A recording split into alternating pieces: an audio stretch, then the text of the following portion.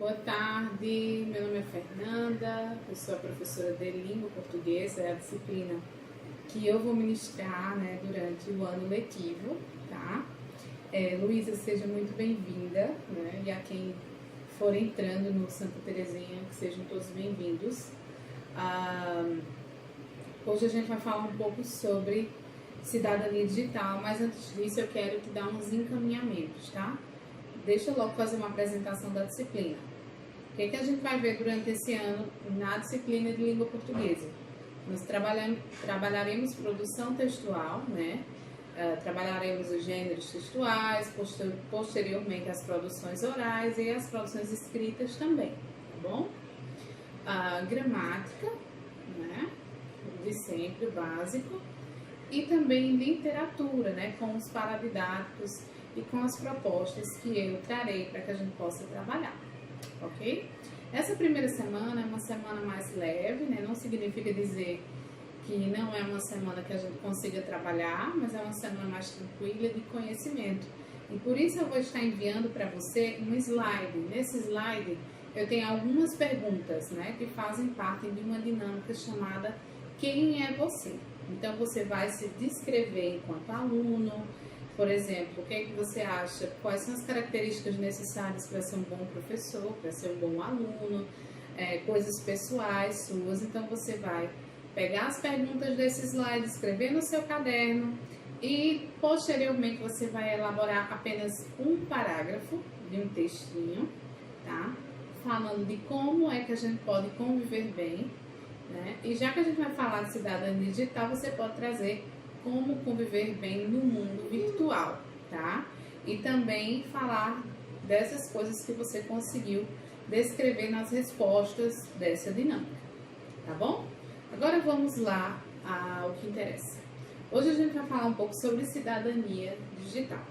A primeira coisa que a gente tem que ter em mente é o seguinte: o que é cidadania? O que é ser cidadão? A cidadania é justamente ter o sentimento de pertencimento dentro de uma comunidade, dentro de uma sociedade. Consequentemente, quando eu me sinto parte de uma sociedade, eu sou ciente de que eu tenho direitos, mas que eu também tenho deveres, Eu sempre vou chamar a sociedade, ser cidadão desse mundo, de mundo real, tá? Em paralelo com o mundo digital, que a gente também vai falar agora. Agora, se eu sei o que é ser cidadão, o que é cidadania no mundo real, o que seria a cidadania digital? A cidadania digital nada mais é do que a prática responsável e consciente de direitos e deveres dos usuários no mundo virtual. Então, assim como eu sou consciente daquilo que eu estou fazendo no mundo real, assim como eu não posso ferir o patrimônio público, o patrimônio privado, assim como eu tenho que respeitar as pessoas no mundo real, no mundo virtual é do mesmo jeito. Então eu tenho que ter essa responsabilidade, essa consciência, que por vezes ela demora a acontecer, já que crianças e adolescentes, mesmo que dominem esse mundo virtual, eles não têm uma certa maturidade ainda, tá? Isso vai sendo adquirido ao longo do tempo, ok? Olha só, o grande idealizador desse conceito cidadania digital ou cybercidadania é o Mike Ribble, como vocês preferirem chamar, tá? E ele é o grande criador dos 9 elementos básicos da cidadania digital. E aí eu vou pontuando e a gente vai falando um pouco mais sobre esses pontos. O primeiro é o acesso digital. No mundo, a gente tem aproximadamente 800 bilhões de pessoas, Quase isso, a gente chega a quase isso.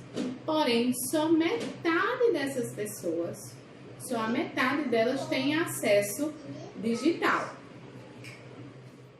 Então, um dos primeiros elementos é justamente o acesso digital. A gente sabe que no mundo a gente tem aproximadamente 800 bilhões de pessoas. Só que só metade dessa população do planeta, ela tem o que eu chamo de acesso digital, O acesso digital deveria ser direito de todos os cidadãos do planeta. Porém, a gente sabe que a realidade é outra, Se tem pessoas que não têm acesso nem à saúde, né? Nem a própria educação, nem uma alimentação dirá acesso digital. Então, ainda é um privilégio, apesar de ter se popularizado mais, mas quando a gente percebe os números, a gente vê que ainda é um privilégio. O segundo ponto é o comércio digital. O comércio digital ele já vinha crescendo antes da pandemia do ano passado, né? Ele se expandiu ainda mais. O que seria o comércio? A troca, a venda e a compra de produtos online, né? E isso bombou demais e também acabou facilitando as nossas vidas. Por exemplo, eu acredito que na casa de vocês, algum produto ou eletrodoméstico tem sido comprado através da internet, tá bom? Terceiro ponto, comunicação digital. A comunicação digital, por exemplo, essa aula é um exemplo, né?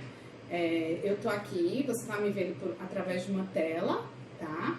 E a gente tá conseguindo se comunicar de alguma forma. Lógico que não é uma comunicação imediata, né? Como é o WhatsApp, que é uma coisa instantânea, Instagram, Facebook, entre outras redes, tá bom? Mas essa seria a comunicação digital que a gente tem hoje, que antes a gente não tinha, né, esse privilégio. Hoje eu vejo que as pessoas ligam menos, né? Fazem menos ligações, passam uma mensagem de texto pelo WhatsApp, é muito mais rápido, né? Mais instantâneo. Então as coisas estão se modificando. A alfabetização digital. A alfabetização digital nada mais é do que saber utilizar essas aparelhagens eletrônicas.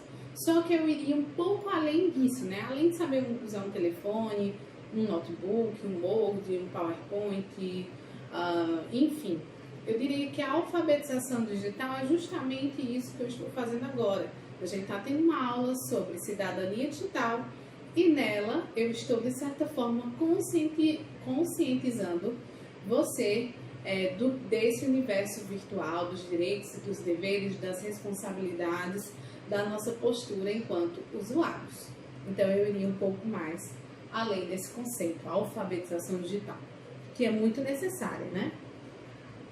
Próximo ponto, etiqueta digital. A etiqueta digital é o código de conduta dos usuários, como a gente deve agir dentro do mundo virtual. É o básico. Lei digital. As leis digitais, né, elas existem principalmente nessas redes sociais, Instagram, Facebook, enfim. Então, assim como no mundo real, na sociedade real, nós temos leis que regem essa sociedade, também no mundo virtual nós também temos essas leis para que elas sejam um ponto de partida, para que a gente tenha o quê? Respeito, consciência e uma prática responsável, tá? Direito e responsabilidade digital é uma consequência, né? É justamente isso que eu já falei. Então, a gente tem direitos, mas a gente também tem deveres. E esses deveres implicam que a gente tenha responsabilidade ao usar as redes. Saúde e bem-estar digital. Eu acho esse ponto crucial e super importante. Por quê? Quando a gente fala em saúde, não só a saúde física, mas a saúde psíquica, né? Fisicamente, o que é que o excesso do uso do celular, por exemplo, pode causar na nossa vida? Problema de visão, problema de locomoção, entre outros problemas, né? E psicologicamente falando, a gente viu muitos casos aí de depressão, ansiedade, né? O uso excessivo do celular ou até dos jogos, né? Que entre os jovens é uma febre. Então, a gente tem que ter um certo cuidado, né? Como diria minha avó, tudo demais é veneno. Então, o excesso é o grande problema, tanto para a saúde física quanto para a saúde mental. Foi algo que foi muito debatido no finalzinho do ano passado, quando a gente começou a falar sobre esses problemas, né? Que muitos jovens enfrentam, né? E adultos também. Então, a gente tem que ter um cuidado, tá?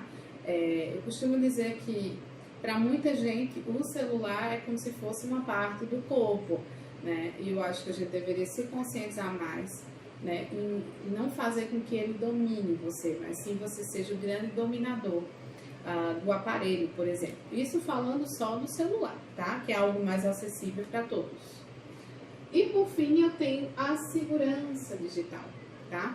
A gente viu aí nesses últimos tempos, né, um grande problema, né, que é a questão de você entregar seus dados para uma compra, por exemplo. E aí você às vezes sofre fraude, né, golpes, enfim. Então pode entrar dentro disso aqui. Outra coisa que eu queria falar, que a gente também falou ano passado, é sobre fake news. As fake news bombaram, né, de 2019 para cá, que são as famosas notícias falsas, né? Então, para que eu não caia, né, as notícias elas estão aí, ó, bombardeando a gente, jogadas aí na internet, mas eu preciso duvidar que nem tudo, né, nem tudo aquilo que está ali dito, nem tudo que está ali explícito é real, tá bom? Eu vou, inclusive, disponibilizar um PDF, tá? A atividade é essa. Tendo noção do que é cidadania digital, eu vou disponibilizar um PDF. Esse PDF contém algumas notícias com algumas perguntas. Qual é o grande desafio? Descobrir se é fato ou fake, tá? Essa notícia é verdadeira ou ela é falsa? E por quê? Não simplesmente dizer é fato ou fake, mas dizer por quê. Então, eu estarei disponibilizando essa atividade para que você seja o grande detetive, né? E aí eu vou te trazer algumas estratégias que tu pode estar utilizando. Como a internet, né, é um grande facilitador, o que tu podes fazer? Pegar uma informação que esteja lá na notícia, né, e jogar no Google, procurar fontes diferentes, pegar alguns personagens que contêm naquela notícia e jogar lá e encontrar várias fontes, ler a mesma coisa dentro de várias fontes, para tu chegar a uma conclusão de que aquilo é verdadeiro ou não. Muitas notícias, aparentemente, elas parecem ser falsas e às vezes não são. E também acontece o contrário, muitas notícias parecem ser verdadeiras e não são. Um exemplo disso é uma notícia que tem do Red Bull, é uma campanha que eles fizeram, né? E tem o seguinte slogan, Red Bull dá asas. E aí a empresa ela foi processada e ela teve que pagar X valor aos usuários, né? Que acharam que era propaganda enganosa. De cara a gente já acha que essa é uma notícia falsa, que é um fake news. Só que isso é fato, isso aconteceu de verdade. Mas a gente sabe, né, que a intenção da publicidade foi trazer essa questão do Red Bull da asas de forma figurada e não literalmente, né? Não de forma literal. Mesmo assim, a empresa foi processada por propaganda enganosa, tá bom? Bom, é isso, né? Sobre cidadania digital, eu vou estar disponibilizando o PDF.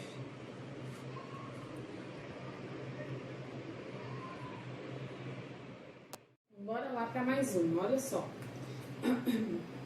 Gramaticalmente, o que a gente vai trabalhar essa semana é revisão, tá?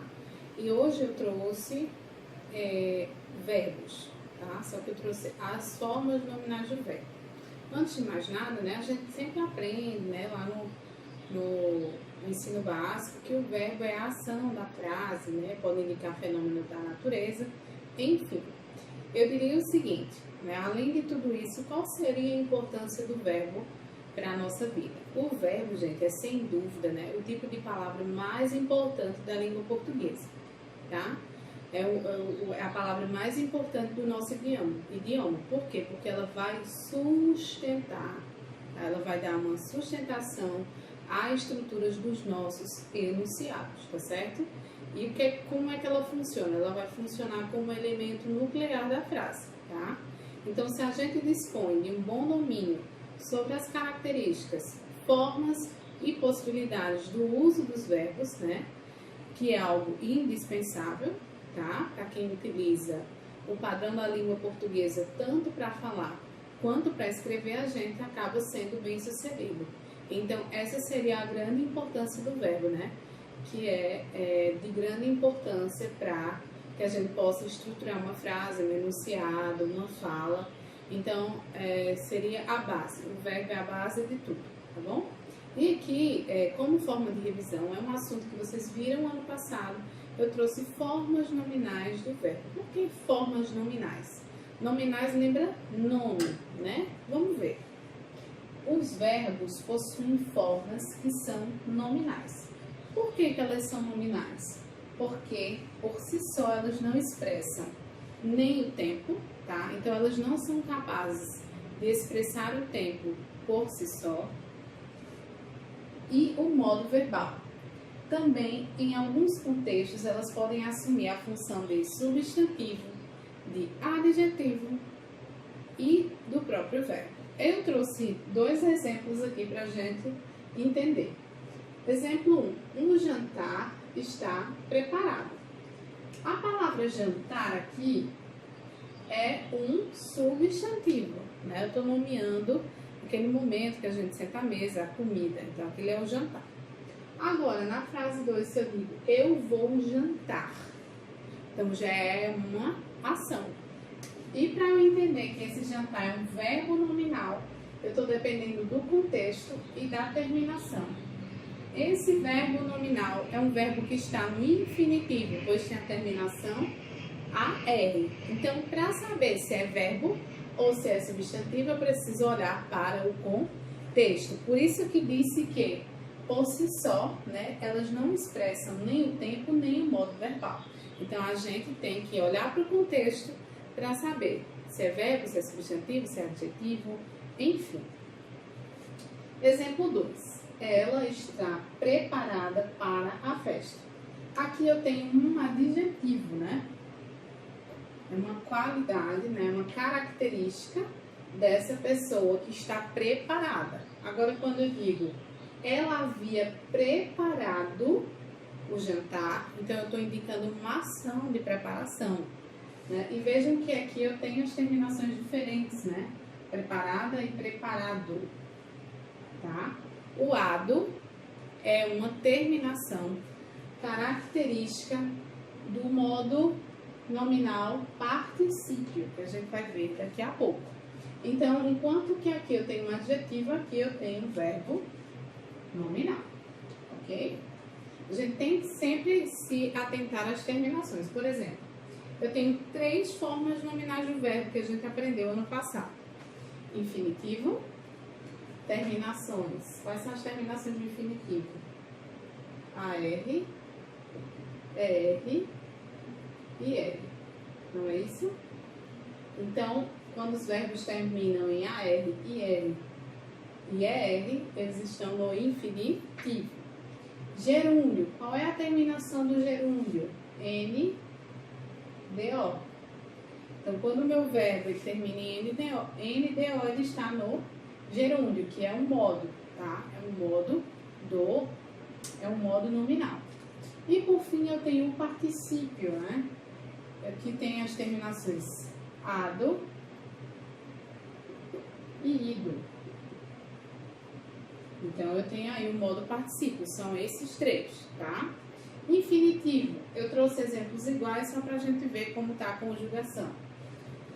Verbo nominal julgar, correr e sorrir. Veja, julgar termina em AR, correr em ER, sorrir em IR. Então, esses verbos, eles estão no infinitivo. Gerúndio, julgando, vejam que eu peguei o mesmo verbo, correndo e sorrindo. Então, ó, terminação NDO para esses verbos. Portanto, eles estão no gerúndio. E, por fim, o particípio, né? Julgado, corrido, socorrido. Então, eu tenho os mesmos verbos. Né? Nesse caso, eu só mudei esse último, tá?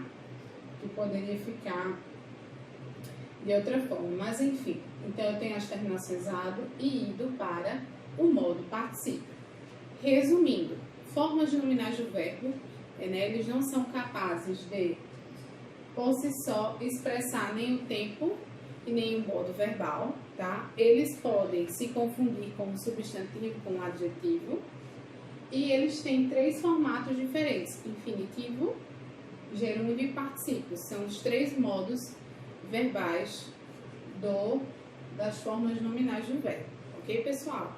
Essa é uma revisão, né? É uma coisa básica que vocês já viram no ano passado. Então, na próxima aula, a gente vai trabalhar com tempos verbais, a gente vai continuar trabalhando com os verbos, ok? Um beijão, tchau, tchau.